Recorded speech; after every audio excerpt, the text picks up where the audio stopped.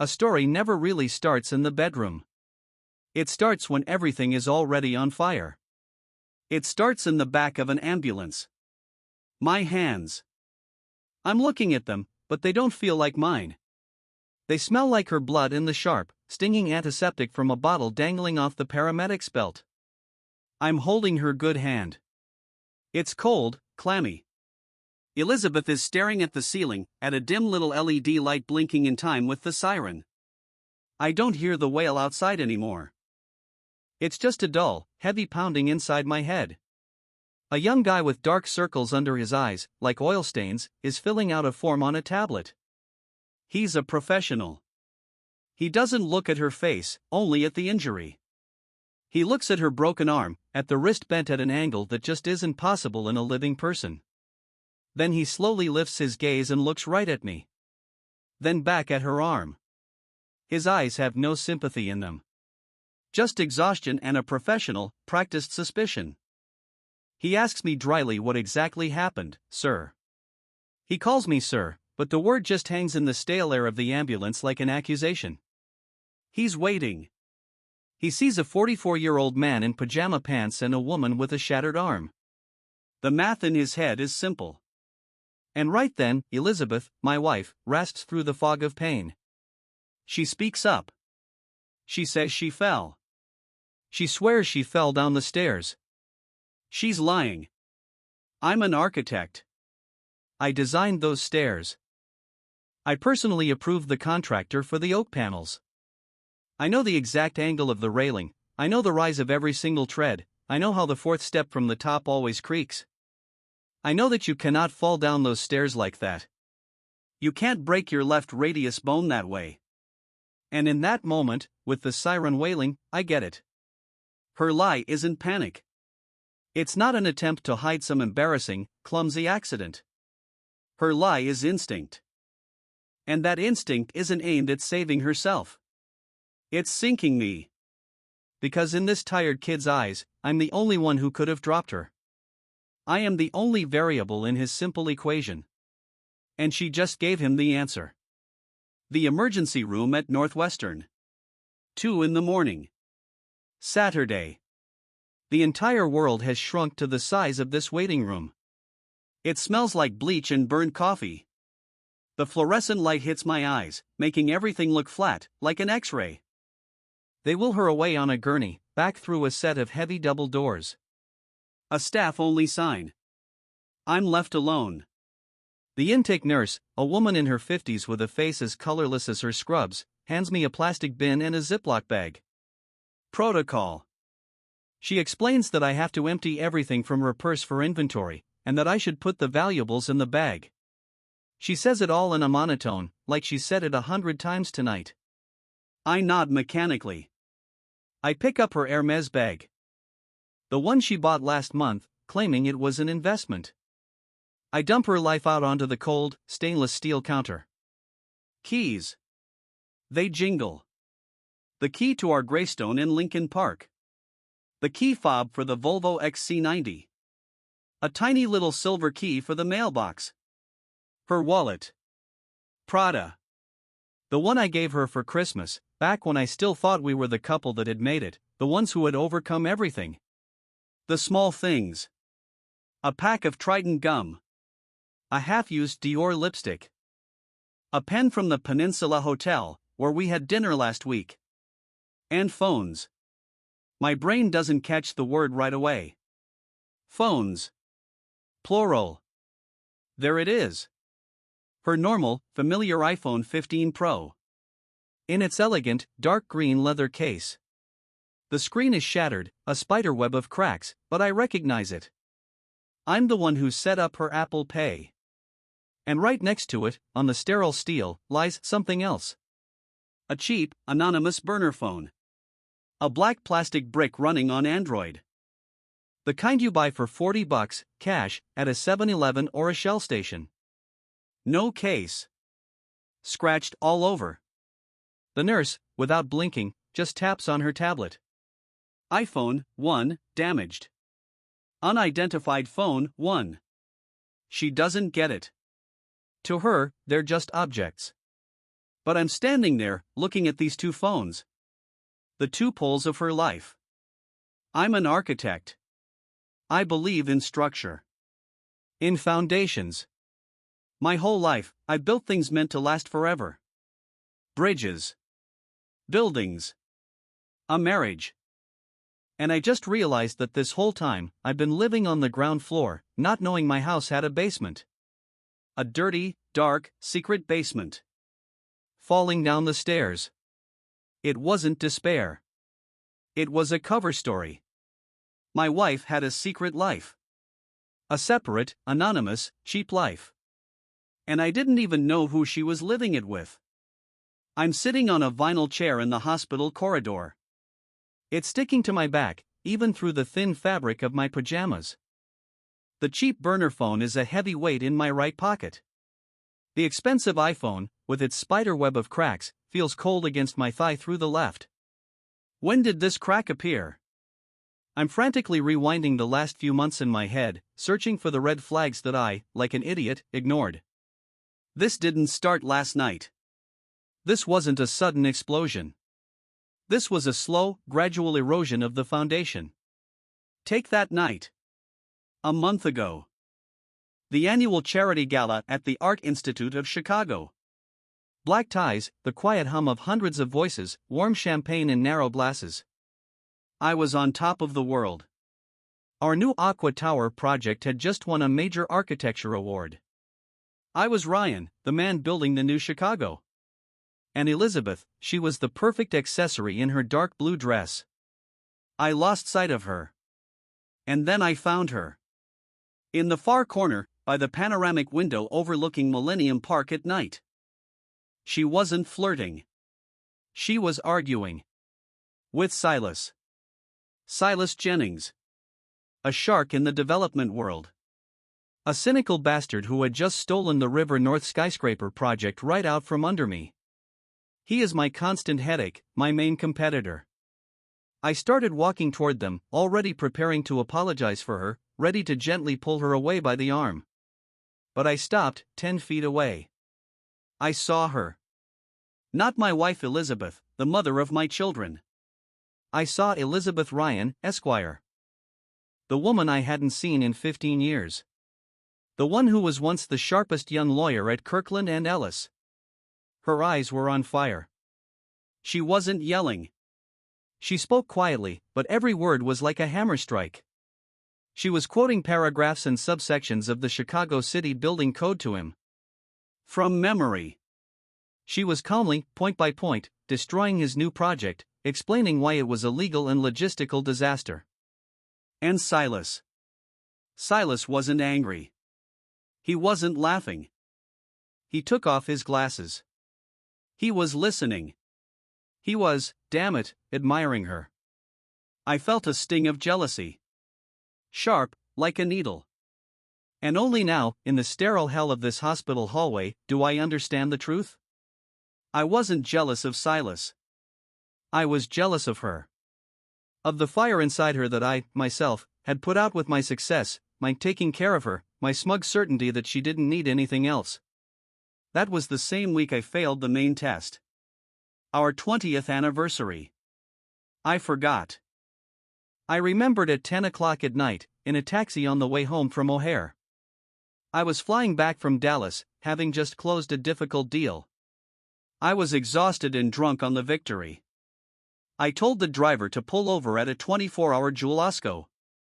I ran past the aisles of beer and frozen pizza to the floral section.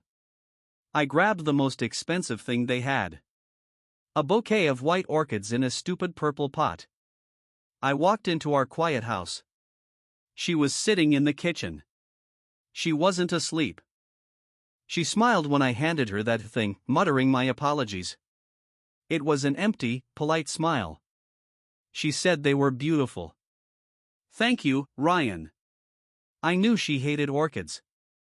She always said they were the perfect funeral flowers, because they were already dead inside, you just couldn't see it yet. Later that night, I woke up to the silence. She wasn't in bed. I went downstairs. The kitchen was swimming in that ghostly blue light from a laptop screen. She was sitting with her back to me, hunched over. The orchid sat on the table like a tombstone. I asked her what she was doing. She jumped, startled, as if I'd caught her in the middle of a crime. She slammed the laptop lid shut. She said she just couldn't sleep. She was counting. Just counting. They took her for X-rays. The doctor said it would be a while, that it might be a complex fixation. The hallway is empty. Just me and the beep of some machine around the corner. I pull out her iPhone. The broken one. The screen flares to life, demanding the passcode. I know the password. Or at least, I thought I did. Our son's birthday. 0814. The phone vibrates. Incorrect password. Try again in 1 minute. My heart hammers. Cold, like ice hitting glass. What does it mean, incorrect password? I wait for that minute, which stretches out like molten rubber. I try again. 0814. No. I try my birthday. 1103. No. Our wedding anniversary. 0612. Incorrect password. Try again in 5 minutes. She changed the password. After 20 years of marriage. She changed the password. I sit there for those 5 minutes, staring at the cheap clock above the nurse's station. I'm thinking about that night at the Art Institute. About Silas. About the way he looked at her. I pull out my own phone. Google. Silas Jennings Development Chicago. Crane's Chicago Business. An article. Top 40 under 40. It's all there. His bio. His successes. And his date of birth. The 5 minutes are up. Her phone screen is glowing again. My fingers are shaking. I type. 0522. The phone gives a short buzz. And it unlocks. I almost drop it. I just sit there, staring at her home screen. At the rows of her apps. At her life, which just opened up to me using the birthday of my greatest enemy. And in that moment, I realize. I don't know this woman. I don't know who I'm living with at all. I'm sitting here, gripping this vinyl chair. My whole world is just these two phones on my lap. Two betrayals. I have to choose which one to open first. I choose the one I think I understand. The expensive iPhone. I typed in Silas's code, and it opened. I feel like a burglar in my own house. My stomach is in a cold knot. I tap the green icon for messages. I brace myself. I'm waiting for the filth, the plans, the hotel rooms, the fake declarations of love. I find the thread for Silas Jennings. I open it. And I don't understand. I scroll up. A day. A week. A month. This is work. It's boring. It's painfully boring. It's PDF files. It's notes on contracts. It's links to legal articles. It's short, professional sentences about zoning and variances. About filing an appeal. About LLC liability. Not one miss you. Not one can't wait. Not a single hint of flirting. I don't get it. Why his password, then? I back out of the messages. I open her photo gallery. I'm waiting again. Selfies from hotel rooms. Pictures in lingerie. Anything. Nothing. The photo gallery is full of pictures of the kids at soccer. Videos from the school concert. And screenshots. Dozens, maybe hundreds of screenshots. Not of messages. These are charts. Green lines going up. Red lines crashing down. Columns of numbers. Tiny print I can't make out. Dates. The dates. They match up. I remember the nights she couldn't sleep. The night she was counting in the kitchen. I look at the messages with Silas again. And it hits me. This isn't an affair. This is business. She wasn't sleeping with him. She was working for him. Secretly. Elizabeth, my wife, was consulting for my main competitor. She would sit with me at dinner, listening to me complain about problems with the city council on the River North project. And then, apparently, she would go to her office and write to Silas about exactly how to get around me. This is a betrayal. But it's cold. Calculated. It explains why she's been so distant. Her secrets. Her password. But it doesn't explain her broken arm. It doesn't explain the primal fear in her eyes when she lied about the stairs. It doesn't explain the second phone. I put the iPhone on the chair next to me. It's the decoy. It's the red herring. It's the part of her that still belongs to this world. Now, the burner. The black plastic coffin. I pick it up. It feels warm. Or maybe my palms are just burning. There's no password on it. Why would there be, if the whole thing is evidence? I swipe the screen. It lights up. It only has 5 apps. A browser. Contacts. Messages. A camera. And one I don't recognize. A green feather. The Robin Hood app. I know that name. It's that thing my colleagues' kids play with. Stocks. Investing. I tap it. The app opens. It's not her name. It's some anonymous nickname, She-Town-Law. But the numbers are real. I look at the main screen. At the portfolio balance. It's bright red. It's screaming. I'm not an investor, I'm an architect. But I'm not an idiot. I see the names. I see the positions. And I can see this isn't investing. This isn't blue chips. This isn't buy and hold. These are options. Puts. High risk, short-term bets. She wasn't buying stocks. She was betting on the world to collapse. Puts on Nvidia. Calls on Tesla. She was gambling on the swings. She wasn't an investor. She was a gambler. I scroll down, past the endless red arrows, past charts that look like the EKG of a dying man. I'm looking for the final number. I find it. Total gain/loss. I look at the number in parentheses. Minus $240,000. 240,000. I stop breathing. My ears are ringing. $240,000. That's not just a number. I know that number. It is the exact amount. Down to the last cent. It's the money from our kids' 529 trust fund. The fund my father opened when Abby was born. Their college money. Their future. She didn't just lose that money. She had to take it first. Steal it. She had to move it from an account she didn't have direct access to. She, the lawyer, must have forged my signature, found some loophole. The burner phone wasn't for a lover. It was for a crime. And I get it. She didn't fall down the stairs. She saw the screen. She saw that minus sign. She realized it was all over. I look at the cheap plastic in my hand. This isn't a phone. This is her hammer. The one she used to shatter not just her arm, but our entire life. The door to her room didn't open quietly. It made this sharp, high-pitched squeal. Nurses wheeled her gurney in.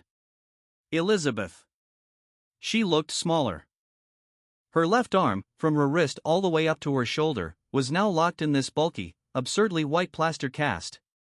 The morphine was wearing off. I could see it in the thin film of sweat on her forehead and the way she was biting down, hard. They moved her from the gurney to the bed. It was awkward, mechanical. I just stood in the corner, feeling like a piece of furniture that was in the way. A nurse checked the drip, adjusted something on the monitor. She asked Elizabeth how she felt, on a scale of 1 to 10. Elizabeth just mumbled something, maybe 4.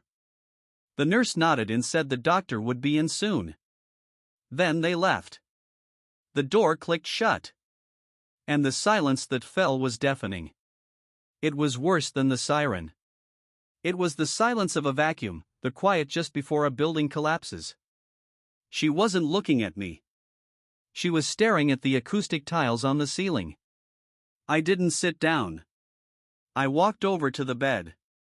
I pulled out. Not the iPhone. No, not that one. I pulled out the cheap, scratched up burner phone. I didn't throw it at her. I didn't yell.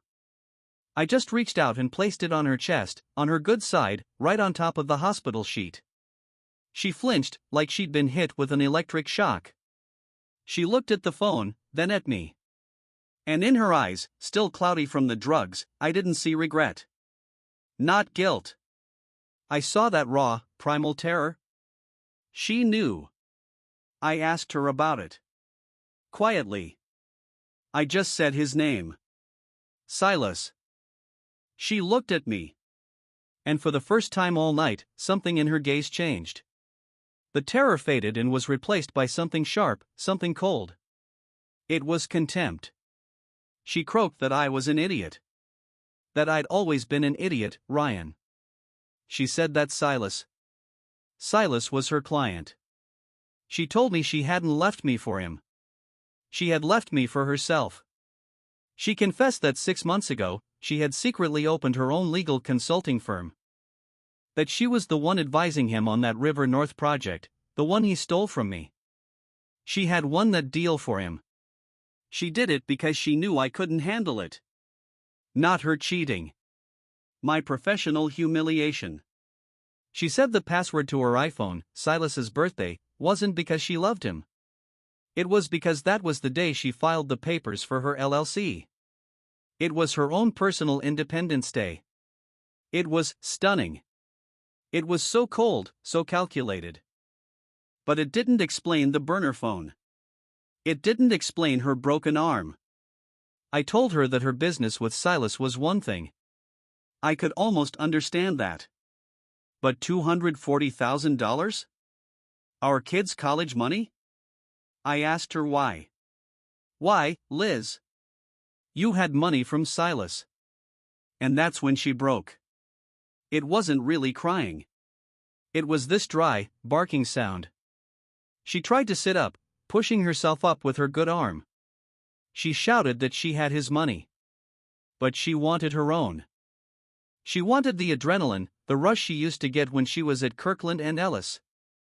The same rush she saw me get every time I closed a $50 million deal. She was tired. She yelled that she was just so tired, damn it, of picking out paint colors for the living room. Tired of being Ryan's wife. Tired of being the perfect mom at the soccer games. She said she wanted to win. Not just manage the budget for Whole Foods. She admitted it started small. 10,000. She won. 20. She doubled it. She said she felt like a god. She felt alive. And then she made one big, huge bet. On a crash. She put everything on the market collapsing. And it just, damn it, it just kept going up. I listened to her. I listened to her describe this fever, this manic, secret world. And then I asked the last question. I asked her, so how did you break your arm? I asked her, Liz, so how did you fall down the stairs? She went silent. Her breath was tearing out of her in ragged gasps. The beep from the heart monitor was the only sound in the room. She whispered that she didn't fall. She said she saw the margin call. She saw the account go to zero. She knew she'd lost everything, Silas's money, the college money, everything. She said she doesn't remember going down to the garage. It was dark and cold. She just stood there. And then she saw the meat tenderizer on the workbench, under the dim little bulb. She wasn't crying when she said this. Her voice was flat, like a lawyer stating the facts. She said she picked it up. And she just started hitting the wall. The cold concrete wall. Again. And again. And again. She said she just wanted to feel something else. Anything other than that crushing, ice-cold, sticky shame.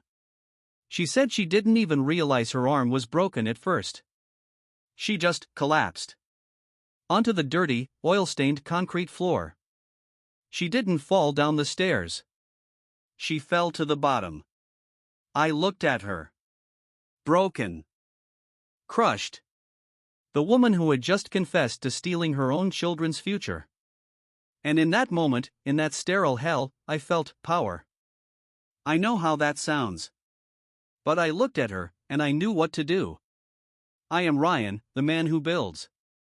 I am Ryan the Savior. I can fix this. Right now.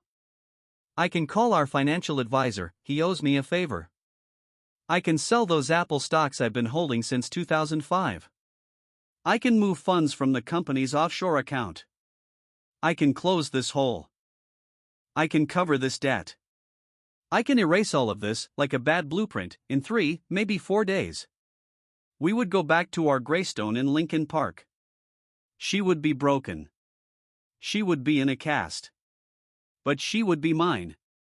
She would be in my debt for the rest of her life. Forever. And that would be our new foundation. Built not on love or trust, but on her guilt and my infinite strength. I pulled out my phone. I already started dialing the number. I told her I would handle it. That she didn't need to worry. I would take care of her. And that's when she said no. Her voice was hoarse, barely a whisper. But it had that same steel in it, that cold glint I'd heard in her voice at the Art Institute. I froze. I asked her, "What do you mean, no?" She slowly, wincing in pain, looked at me. She said I was not going to handle this. She said I was not going to be her savior.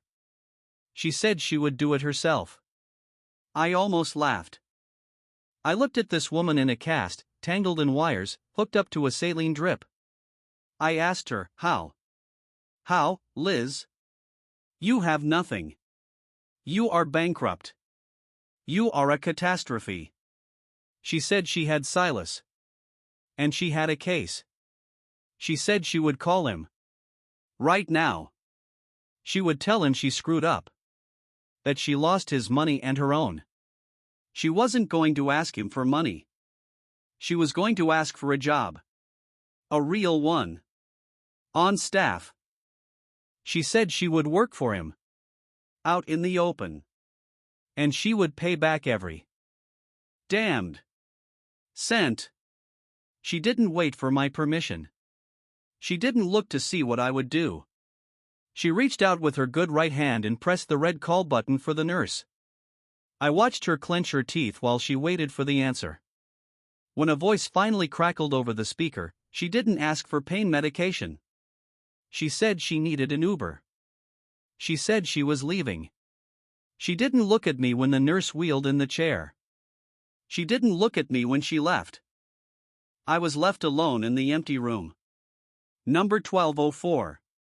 I stood there, breathing in that smell of blood, antiseptic, and orchids.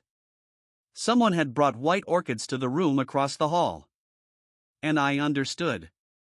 I had been waiting for a lover this whole time. I was prepared for an affair with a man. That would have been simpler. That would have been so easy to understand. But she hadn't cheated on me with Silas. She hadn't cheated on me with money. She had cheated on me with herself. She had left the ground floor.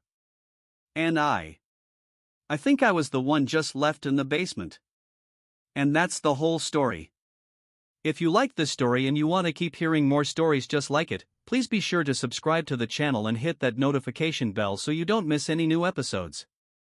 Remember, your support is very, very important for the channel to keep growing. Now, let's think about this. Ryan's whole story is a confession about betrayal. But who is the real traitor here? We're all quick to pass judgment. The wife stole her kids' money. She lied. She ruined everything. That's an undeniable fact. But what if her cheating, her secret job, her desperate, crazy gambling was the only way she knew how to survive? Was this a selfish rebellion, or was it an act of self-preservation in a marriage that was slowly suffocating her? Ryan even admitted it himself. He turned her into an accessory, a mother. He forgot their anniversary, he was savoring the role of the savior who could fix everything. Didn't he, himself, create the very vacuum that Elizabeth was so desperately trying to fill with risk and adrenaline? And what, in your opinion, was the real betrayal? Was it that she lost $240,000? Or was it that, in the end, she refused to let her husband save her, chose herself, and in doing so, destroyed his final illusion of power? Write what you think in the comments.